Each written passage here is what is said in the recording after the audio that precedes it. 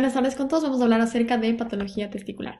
Para esto vamos a hablar un poco de la anatomía del testículo. Acordémonos que el testículo tiene los túbulos seminíferos que van a terminar en el mediastino, que es la red de testis, y se comunica con los conductos deferentes hacia lo que es la cabeza del epidídimo. De ahí tenemos el cuerpo del epidídimo y la cola del mismo. Tenemos la túnica albuginea y más externamente tenemos la túnica vaginalis que va a recubrir.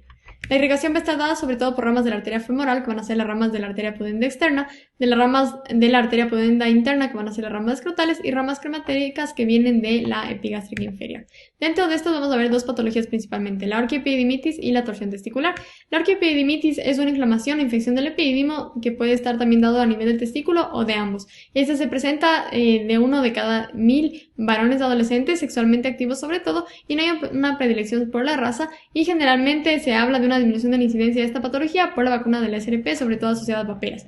Lo que vamos a encontrar es un aumento del tamaño del epidídimo del testículo, puede asociarse a un aumento de flujo Doppler y también a un hidrocele reactivo. Se presenta de manera bilateral hasta en un 10% de casos. Dentro de lo que es la etiología y fisiopatología, lo que podemos encontrar es una infección ascendente del tracto en adolescentes sexualmente activos. También se puede dar por una siembra bacteriana directa y también asociado a otras infecciones. Dentro de lo que es la infección ascendente, se va a dar sobre todo por dos gérmenes, que es la Neisseria gonorrea y la Chlamydia trachomatis, entre los 14 y los 35 años. De ahí tenemos la siembra bacteriana directa, que se va a asociar a anomalías geniturinarias y hematógeno, y asociadas a otras infecciones, sobre todo la de Escherichia coli y el Staphylococcus aureus, y también el virus de la parotiditis.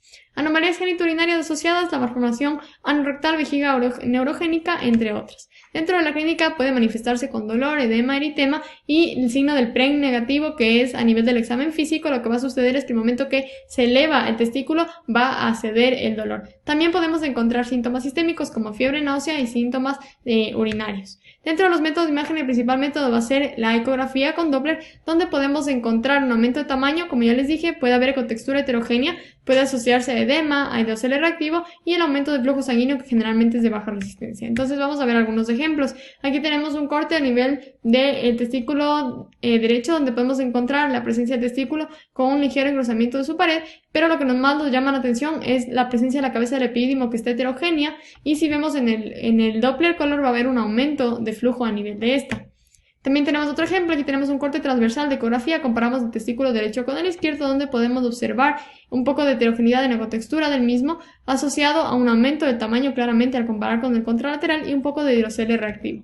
En el flujo Doppler vemos que hay un aumento del flujo Doppler del mismo. Acá tenemos otro ejemplo, tenemos otro corte donde observamos un agrandamiento del epidídimo con ecotextura heterogénea que se asocia a la presencia de hidrocele reactivo, y en el flujo Doppler va a haber un aumento de captación de flujo comparado contra el contralateral. Otros métodos de imagen que podemos utilizar, por ejemplo, es del cisto-ureterograma miccional, donde podemos ver sobre todo anomalías geniturinarias como ureter ectópico, entre otros. Otras técnicas de imagen, la medicina nuclear, donde vamos a ver hiperemia o acumulación del radiotrazador. En rayos X sobre todo nos va a servir cuando hay trauma penetrante o cuerpo extraño, y en resonancia podemos encontrar sobre todo anomalías geniturinarias cuando los métodos de imagen como el ultrasonido o los métodos especiales no nos ayudan. Sobre todo podemos encontrar en ese corte de resonancia magnética en corte coronal, podemos ver una hiperintensidad a nivel del testículo afectado. Diagnóstico diferencial, la torsión del apéndice testicular, torsión testicular, celulitis escrotal, hernia escrotal, entre otros. Y el tratamiento básicamente va a ser conservador, con reposo, analgésicos, hielo, y también se puede utilizar antibióticos cuando sea necesario. Principal complicación, el absceso, el infarto testicular, donde ya se puede requerir de procedimientos quirúrgicos, pero en general el pronóstico es muy bueno, se habla de una recurrencia del 25%, y la principal complicación, como les dije, el absceso.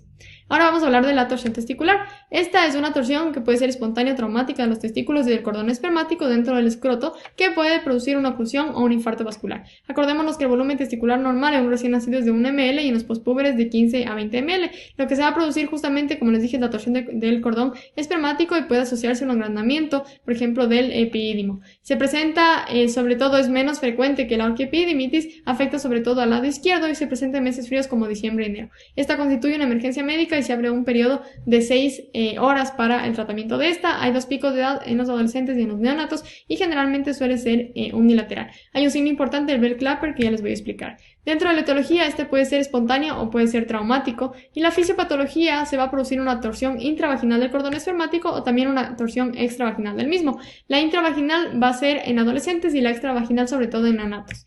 Esta intravaginal se presenta en un 12% y se asocia a una variante anatómica que es el signo del badajo, la variante. Lo que va a suceder es que la túnica vaginalis va a rodear no solo al testículo, como suele ser normalmente, sino que también rodea al epidídimo y al cordón espermático. Entonces, en el momento que se produce una torsión, va a haber una oclusión a nivel venosa y luego va a haber oclusión arterial. De ahí, dentro de lo que es la torsión extravaginal, como les dije, se produce sobre todo en neonatos, afecta a un 5% de casos. Dentro de lo que es la patología podemos encontrar signos de isquemia a nivel del testículo en la parte macroscópica y en la parte microscópica sobre todo necrosis y también zonas de hemorragia.